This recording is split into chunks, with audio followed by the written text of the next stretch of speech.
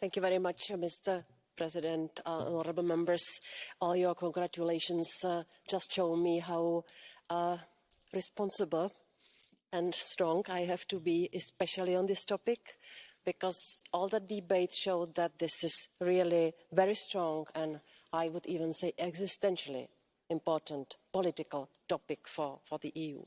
Because we are surrounded by actors whose doctrine for Europe is the worse, the better. And another doctrine, 100 times repeated lie, becomes the truth.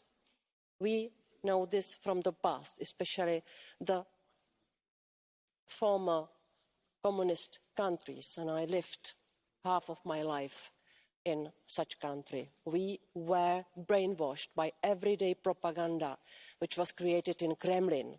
That's why I am quite happy that I can work on this agenda, because it has something to do with Russian propaganda which is spread in the EU. We cannot only blame the external actors.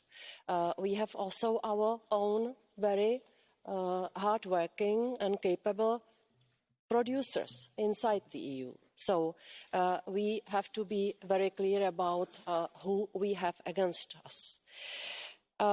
We are taking lessons from some past events. You mentioned some elections in the recent years, so this is exactly what we are doing. And we are clearly saying we will not be passive. We will continue what we already started. So we will upgrade the action plan against disinformation. We will upgrade all the efforts and plans around the elections.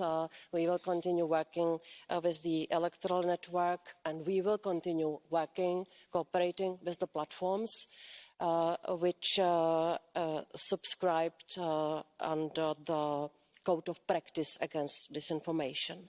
There is plenty of work ahead of us, and I think the debate also showed where we still have the gaps. We work and will continue to work against illegal content. There is some illegal content which we recognise as illegal by our criminal laws. What I mean, it's child pornography, it's terrorist content, and it's illegal hate speech, which is spread through online networks. And my doctrine is what's illegal, what's prohibited offline must also be prohibited online. And there must be crime and punishment also in online world. It cannot be space without the law. And I had many debates with police and prosecutors that they have to go after the cases of detected and clearly illegal content online. With disinformation, it's a little bit more problematic because we cannot clearly say that this is illegal content. Lying has always been here, and it was always recognised as not prohibited by the criminal law. It is the legal issue. But we have to recognise the fact that this kind of lying, this kind of disinformation can be pretty dangerous. That's why we work against disinformation in the framework of working and fighting against hybrid threats, because this is connected with also our security. We work with the definition of disinformation, which is needed to be focused at and where we are concentrating our attention. We work with the definition that disinformation is verifiably false or misleading information, which is created, presented and disseminated for economic gain or to intentionally deceive the public, and which may cause public harm. For us, what's important, it's verifiably false factor. We are not fighting against opinions. We are fighting against lies which are proven lies, which we can counter with through information. We will focus on intensity of disinformation attacks, on the level of threat. That's why I mentioned before that we will work with NATO also on this issue, we will look at intensity of manipulation and we will look at intentions. So our response will have also to be coordinated and well targeted. Honourable members, I think that we all are aware of the fact that the digital transformation and the revolution, having internet and social media, it is on one side fantastic thing for better life for the people, but also we have to see the risks. And when I see what can happen from the sitting room, you can either initiate humanitarian help, save lives and health of people, or you can also organise humanitarian crisis or even genocide. Look at what happened to Rohingya. And we also can see the cases when it is the starting point for revolutions. Look at, for instance, Maidan in Ukraine. It started on social media. So this is not a black and white picture. We have to support the good things, but also to address the risks. Just shortly react on some of your comments on the budget, that it's underestimated. We have already increased the budget of Stratcom and of the professional units which deal with fight against disinformation. We have to be better in analytical work, we have to support research, we have to be better in detection and education. We will not pay by big money all that, because we have something very valuable. We have started cooperation between the EU institutions, the member states, with the platforms, with civil society and with research, because you rightly said we need to develop better technologies for detection and analysing the disinformation which might cause harm to our society.